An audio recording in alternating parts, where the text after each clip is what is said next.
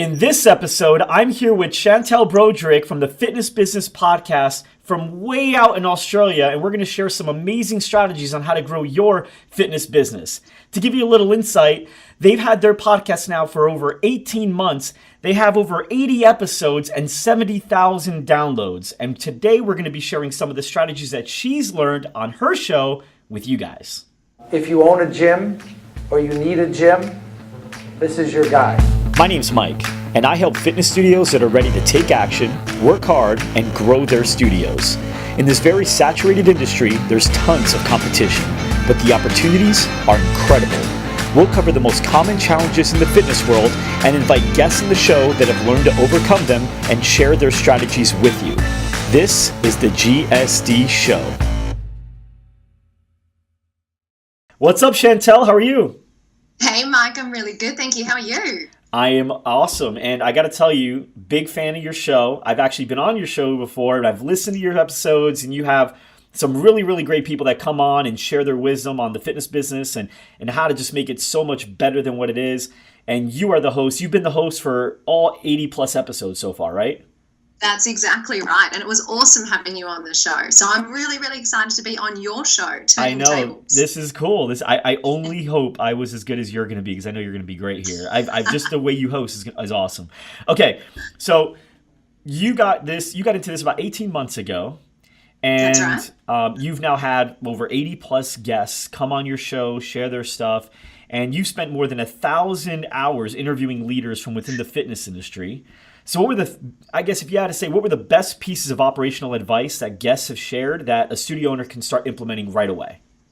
Mike, thank you so much for that question, because I feel like I have been so incredibly privileged with the guests that we've had on the show over the last 18 months. So when I was thinking about operational advice and what some of the best pieces of advice were that we have actually had on the show, one of the first ones, and I guess maybe because I had you in mind, one of the first ones was a guest that I had on by the name of Alana Wexler.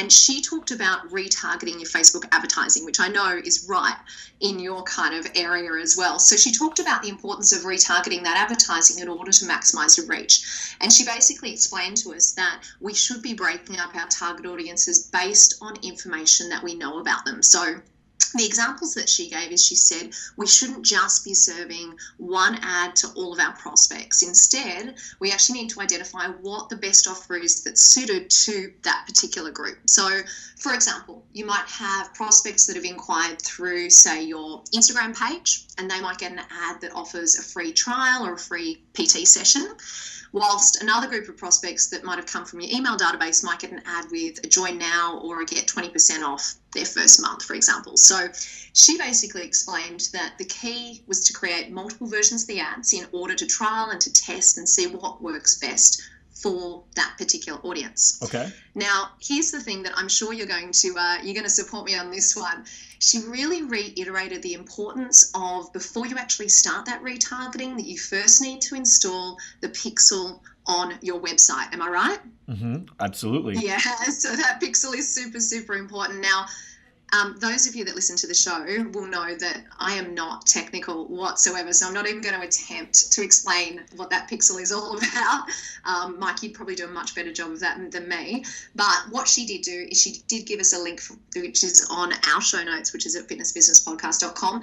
And I know, because I was checking out your website, that you actually wrote a whole blog on this. Yeah. So if you guys go to loudrumor.com/blog, Sam put that on the screen here, you can actually use a search bar to type in retargeting, and you'll be able to learn how to do what Chantal was saying is very important for you guys to do.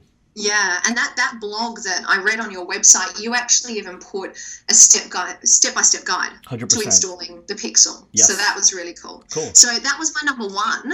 Another really fantastic guest that we had on is Justin Tamsett, who you know, JT from Active Management. Right. And he came on and talked about the need to reward status within our fitness business. And basically what he said is that people these days, members these days, are looking for rewards that they can earn as opposed to things that they can actually pay for. Okay. So they may, for example, need to complete a challenge. They might need to refer a certain number of friends to your facility, or they might need to visit your actual gym a set number of times within a month. So if they are then to complete those tasks, it means that they can earn status reward points, and they are then rewarded with a money can't buy experience. And that's what this is really all about. So it might be, for example, rewarding them with a dinner with your senior management team from your club, or it might be giving them like a backpack or like a sweater, a hoodie or something that is branded, but they can't actually buy that. Right. They can only earn that. Yeah. So he gave us a really simple 3-step action plan, which I wanted to share with your listeners today. He basically said the first thing you need to do with this is decide what status you will actually reward within your business.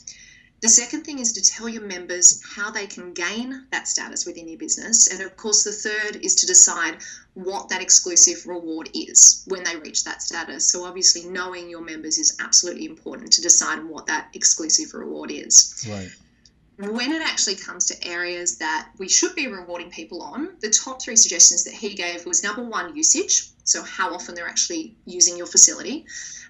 Referrals, how many referrals they're passing on to your business. And the third one was length of membership. Okay. So that's a really good one that I think, if you're not already rewarding status within your business, then that's a good one to take away. Okay. Now, Mike, the last one that I wanted to share with you, I'm not sure if you caught this episode because it came out just before Christmas. Okay. And it was with a guest by the name of Michelle Bowden. Michelle basically talked about using presentation and communication skills to better connect with our clients and our members and our teams. One of the things that she actually shared, one of the many, many pieces of advice that she shared, was the need to put ourselves in second position. Putting ourselves in second position means that it is when you are completely and utterly in the shoes of your stakeholder, and all you care about is their wants and their needs and their goals, which I'm sure you can agree is incredibly important. And for me, I felt that thinking about that was just something that is so essential for all gym members, all gym staff, And she gave a particular example of personal trainers training a client and sometimes training that client as if it's themselves. And we kind of think that sometimes our client can do all of those things that we can do. So it's really, really important that a PT or a club staff member, we've got to put ourselves in the shoes of our client. That's just a couple of my favorites from, 83 shows so far. Now, I love that. And so the second thing you talked about, I really like because it talks about the law of appreciation, right? And that's really all it is. You're appreciating people for certain things that they've done, whether it's referred a certain amount of people to you or stayed at your gym a decent amount of time. And I think appreciation is something that is very important as a leader of the organization. And the great thing about it is once you start appreciating publicly, privately, you should do both. There's people that say, oh, public appreciation is better. And some people say private appreciation is better. It's more, intimate. And I think both. For example, Sam, there's been many times where I'll tell everybody in the whole team, hey, Sam just did this. He just found a way to save us a whole bunch of money. But then I'll also find Sam in the hallway or on a call, and we'll say like, hey, just want to let you know that was really awesome. And he's done the same thing. In fact, Sam just sent me an email like yesterday, basically how much he appreciates working here. And I think it becomes a habit for everybody to really share their appreciation with what they're grateful for. And if you can have that happening studio-wide, staff-wide, customer-wide, it's awesome, right? Even our customers now do that, right? Because we do that for them. The third thing you shared was really great too, where you were talking about making it aware. And so, for example, you get a guy that has been with you for 2 years, right? Normally, you would go, oh yeah, that guy, John's we don't even have to worry about John. He's a lifer. John's the one you need to spend the most time with. There's a great book called The Pumpkin Plan, and this book talks about how if you want to grow colossal pumpkins versus like regular Halloween pumpkins. Do you guys have Halloween in Australia? Yeah. Well, okay. It seems to be growing rapidly in Australia. Okay. We didn't used to do Halloween here, but now it's becoming a big thing. Okay, all right, cool. So if you want to grow those little Halloween pumpkins that you get for like $4 or $5 at grocery stores during Halloween time, versus if you want to grow colossal pumpkins, there's different strategies. And these basically what the book says is these average little tiny pumpkins, all you got to do is plant the seeds, and if they're not growing, you like massage the soil a little bit, you give it extra nutrients, extra water, and they start growing. But with colossal pumpkins, it's the opposite. Colossal pumpkins, you actually, if as soon as you see a sprout growing, you need to immediately rip out all the other seeds so that it doesn't take nutrients from the sprout, and then you challenge it and make it harder for it to grow so it pushes and gets stronger. Point of that is when you're working with certain customers and you're working with employees, too many times we spend so much time on the small pumpkins, right? The employees that need the most attention, need motivating, they need more training, and so we work with them. Yeah, but what about Sarah? Sarah's good. She's awesome. She knows what she's doing, so we don't pay too much attention to the colossal pumpkin. But guess who colossal pumpkins hang out with? Other colossal pumpkins, and they have the most potential. Same thing with your customers, right? So we spend so much time doing everything we can to keep these little pumpkins, but we got these awesome pumpkins that are buying everything we do, coming to every event we have, bringing in new people. These people need to be schmoozed more than anyone because you want to get more colossal pumpkins, and you get them from the pumpkins, right? Colossal pumpkins lay colossal pumpkin seeds. So I love what you just talked about. Pumpkin Plan by Mike Malkowitz. Make sure you get that book because it talks about that a lot more and how you can implement that into your business. All right, so What are a few of the main challenges that your top guests have overcome, and how did they do it? Yeah, and before I answer that question, I've got to jump in and say I actually interviewed Mike last year, that book that you're just talking about. Get out of here, really? He also wrote Profit First. Wow. Which is a phenomenal book. That is awesome. I would love to have that guy on the show. You got to connect me. He is awesome. Phenomenal. You've got to get him on. Yeah, I got to see him speak in a small crowd. It was like 40 or 50 people, and I bought his book before I even left. I bought it on my iPad. Yeah. It was great. Yeah. All right, awesome. That's one of your guests for this year. Yeah, that's the goal for sure. So, Mike, you asked me about strategic advice that we've come across on the show. And once again, there really has been so many amazing things that have come up that I've kind of just narrowed it down just to three of my favorites that I hope will be things that your tribe and your listeners can take away. The first one was Chuck Runyon, and I'm pretty sure that that's a name that many of your listeners will recognize. Chuck is the CEO of Anytime Fitness, and he talked about building world-class culture within your fitness business. And he actually shared with us some strategies for leadership, and he basically said some of the key things that we need to keep in mind: that leaders need to be self-aware. He really, really reiterated the point that we should be reading every single day. You and I just talking about, I say Mike Michalowicz. How did you pronounce his name? I feel like I said Malkowitz. One of us is right. I don't know. I read it off the book. You interviewed him. Niche, yeah. So, we should be reading every single day. I mean, he said that he reads between 1 and 2 hours per day. And he also reiterated the point that it should be fitness books, obviously, but also books outside our industry is really important. He also said that we should think about what it is that we value in life. Write those things down and implement those things into the business. So he gave the example that the Anytime Fitness values that they have within the company are people, purpose, profits, and play. And he said that he basically uses those as a compass for their business, but also for his life. Another fantastic author on the topic of authors from before, Jay Baer. Do you know Jay Baer? No, I don't know him. Oh, Jay Baer, yeah, the social media guy. Oh, yeah, I saw him speak like 2-3 times. Your accent sometimes, I have to like. No, it's awesome. It's better than mine. Mine's a Jersey accent. No one likes those. You got it all. Yeah. It's okay, Jay Baer. Yeah, he wrote Utility. I read that book. He wrote Utility, and he also wrote, his most recent book was Hug Your Haters. Yes. I don't know who've read that. Now, if you have not read that, go out and read it. It was one of the best books that I read in 2016. And basically, he talks about handling complaints. And his advice, and I think this is something we can all take on board, was he said, do not take complaints personally. He said, do not answer negative with negative, no matter how outrageous the customer complaint is. Because he said if you do that, it's counterproductive, and others will actually see it, especially when so many complaints these days are online. Right. So one of my absolute favorite lines from the interview, he said, the customer isn't always right, but the customer should always be heard. Right. which I think is really, really important, something we can think about. His number one takeaway was that you must answer every single complaint in every channel every time. Answering those complaints or listening to those complaints is absolutely something that every single fitness business owner needs to take seriously. We can't ignore when people are writing in on our social media pages, on our Instagram, on our Facebook. We've got to actually listen and handle those. You had Jay Bear on the show talking about this stuff? Yes, do you know and what it is phenomenal. It's one of my favorite interviews for 2016. I know it's 80 plus episodes. Do you remember which one it was or no? I knew you were going to ask me that. It was episode 75. Episode 75. Oh, so it just happened. Cool. Yeah, and it wasn't that long ago. It was in about, I'm going to say early November. Cool. And then Sam, if you can on the screen put the books on, but the two books are Utility, that's spelled YOUTILITY, and then Hug Your Haters. The guy is awesome. I saw him speak a few times. I read his books, and he knows what he's talking about. So He so does. Very cool. I You would got to love interview to him. see him live. I've never seen him live. Now, Mike, the third one that I wanted to tell you about was Mo Hagan. And I'm sure Mo, again, is a name that's familiar to many of your listeners within the fitness industry. And Mo spoke about a topic that I'm pretty sure will be relevant to a lot of people, and that is the subject of group fitness. And she shared her predictions for the future and her tips for the future. The future for baby boomers, obviously a huge market, will be all about mindful movement. And I think we're certainly in Australia already starting to see clubs put a lot more focus into mindful movement-based classes like your yoga and your Tai Chi and your Pilates and stuff like that.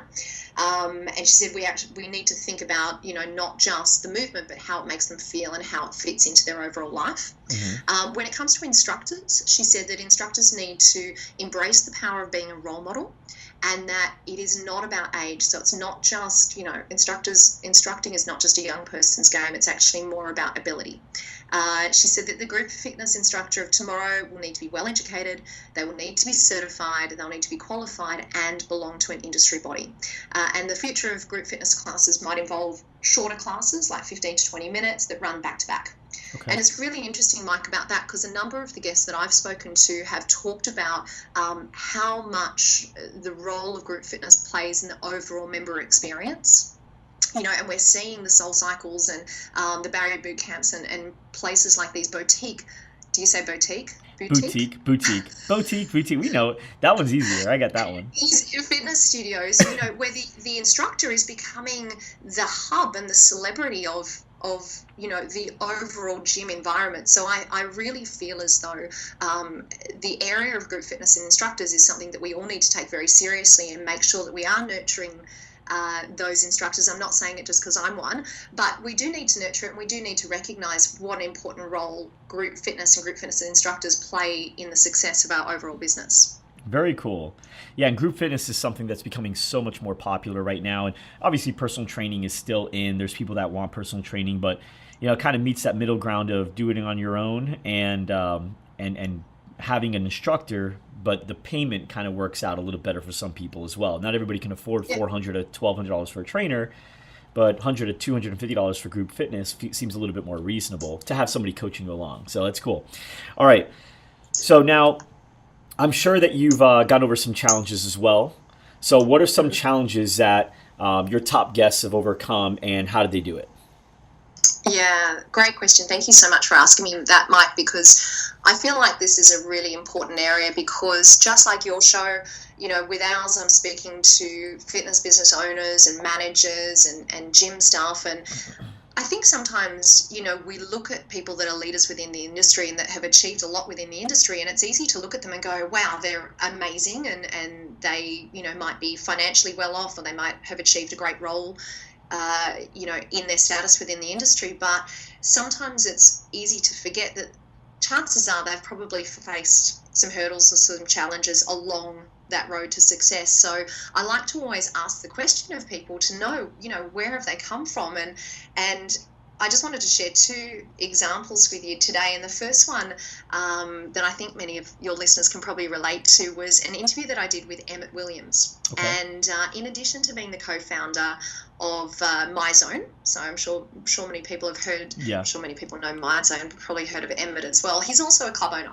Okay. And when we caught up, he basically spoke about a major hurdle that he faced when he and his partners were on what he called a winning streak with their businesses at the time. And he said basically they were starting up MyZone, and all of a sudden, after this winning streak, they were faced with problems with, things like getting the product to work right. Their launch date kept getting pushed back. Their cash burn rate was out of control. And he said that basically it was in a state where they nearly crashed the train in about mid-2012. I'm sure you can imagine, we look at a company that's doing as well as MyZone these days, and it's hard to imagine that it went through a difficult time, but they did. And he actually was, very generous in sharing that information with us and said, looking back at that time, what they learned is that they should have had milestones. They should have executed on certain strategies, or they shouldn't have executed on certain strategies until they'd reached those milestones. But instead, what they did was they went with that big bang approach, and it meant that they almost got caught out. So thankfully, as I said, MyZone is now 5 years on and doing very strong. The other example, Mike, that I wanted to share with you was actually, ironically, Mike McCulloch's Profit First, because in that book, and again, if you haven't read this book, to all of your listeners, I really, really encourage you to. I think it's such an important book for all small business owners. Mike talks about basically hitting rock bottom. He talks about how he lost absolutely everything.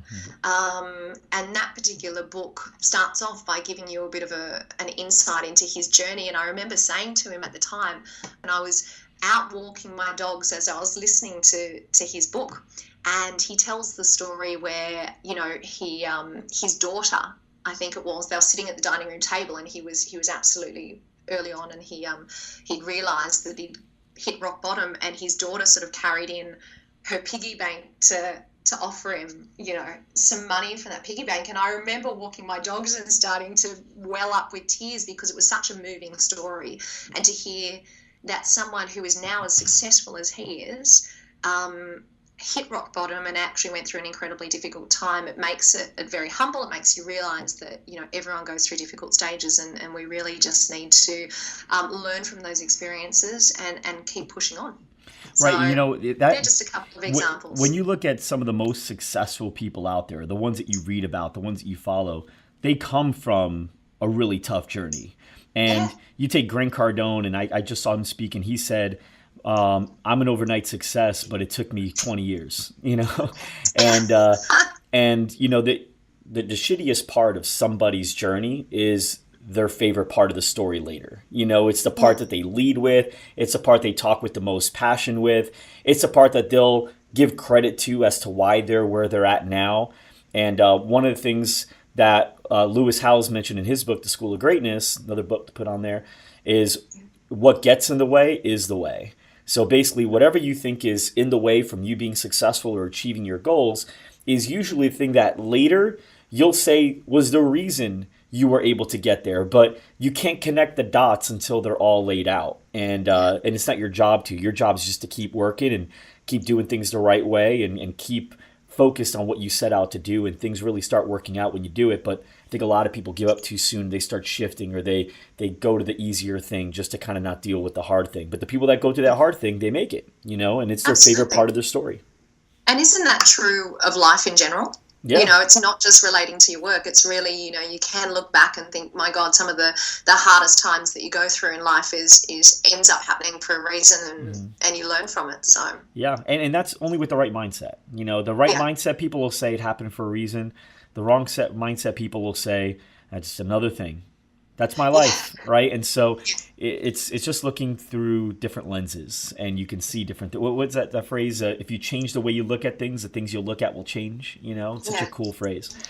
So, what has influenced or inspired you the most during your time in the fitness industry?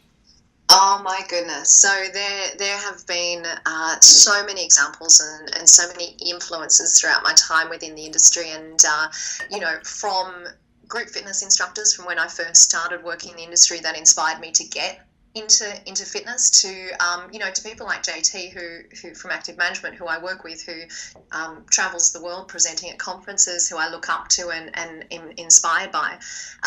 But I wanted to share with you something that I personally am spreading the word on, because I feel like it's something that we can all look into and learn from, and hopefully take action from. And one that's quite personal to me was a lady by the name of Carol Michaels, and she's from the US. She's a personal trainer who was running a fitness business, and unfortunately was in a situation where she had a number of family and friends who were dealing with going through cancer and being treated for cancer. And she found that there weren't a lot of options for those people to continue to exercise during their cancer treatment and after their cancer treatment. So she went about founding a program which was called Recovery Fitness. And she works with medical fraternities in order to create these programs, to deliver these programs to people that, might be existing members of gyms but don't feel as though they can continue to exercise for whatever reason. I interviewed Carol at the beginning of December, and I was just so moved by the work that she's doing. And we have so many people that are dealing with debilitating illness and sickness and stuff like that, that we don't want them to feel as though they have to leave the gym because they can no longer do the exercise that they're used to doing. So what can we do to provide support and to provide programming and to provide personal trainers in that area to help those people through? Because sadly, there's more and more people that are facing those type of things. So Carol is one person that I think is making a real difference, and I admire the work that she's done so much. And it made me really think, I think it would be wonderful if more of us were taking that stance and working as much as we can closer with medical fraternities to be able to offer those types of programs and support to people that need it.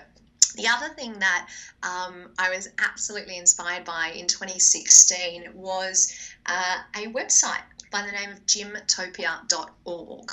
Have you heard of this one, Mike? No, put on the screen, Sam. So gymtopia.org. Okay. So please go and check out this website, guys. It's called gymtopia.org, and it was founded by Ray Alger, who, as a matter of fact, is a guest on our show coming up next week. Very, very soon. Now, gymtopia.org basically shares stories from all over the globe. They are fitness organisations, like every single one of us on here today, that have used basically the power of philanthropy to reach out and to support people and their local communities.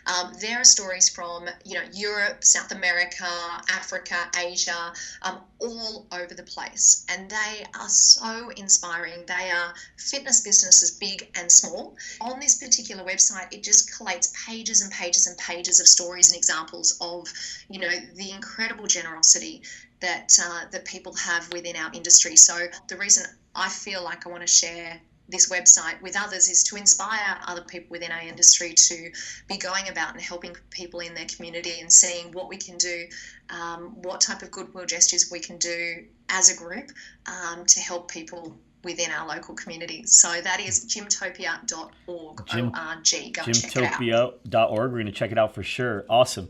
So we've dropped a lot of books today. I feel we have. You're a reader. Okay, so here's what we'll do. For everybody listening in and for everybody watching this episode, I'm going to drop a cool text here. And for those of you that are watching live, unfortunately, it's not going to work for you because I haven't actually written the email yet, but it'll work for you once this episode launches, which, Sam, when would that be? Like 3 weeks? 3 weeks from now. But for everybody, if you're listening to this episode on iTunes or you're watching it on YouTube on our site right now, it's accessible to you. So if you text GSD 037, Sam put that on the screen. If you text that to 44222, we're going to send you our top 3 books on culture development, our top 3 books on sales, our top 3 books on marketing, our top 3 books on finance, and our top 3 books on business in general, small business in general. And these are the books that I and Chantal, I'll get with you as well after the show. Absolutely. That we have read and that we know our guests have read and shared with us. And we'll go ahead and share those with you in an email. So just text that to us and we'll go ahead and get it over to you guys. So Chantal, thanks so much for being on the show. And any last bit of advice or anything else you want to add? Mike, I just want to say thank you so much for having me on the show today. It's such a privilege. I feel very excited to be on your show and be able to connect with your listeners. And look, I just want to wish everyone a really fantastic 2017. Do something this year that makes a difference. Please go and check out that gymtopia.org website because I want you to be inspired by it. And Mike, thank you so much for having me on the show. And guys, I'll also make sure that I send through Mike the details of Fitness Business Podcast. So hopefully you guys can check that out as well. You got it. Fitness Business Podcast. Sam put the link right here. We are good. Thank you so much, Chantal. Thank you. Thanks so much for joining us today. If you like this episode, then subscribe to our podcast on iTunes or Stitcher and to our YouTube channel to never miss an episode. You can get all the links by going to thegsdshow.com. Thanks, and see you next time.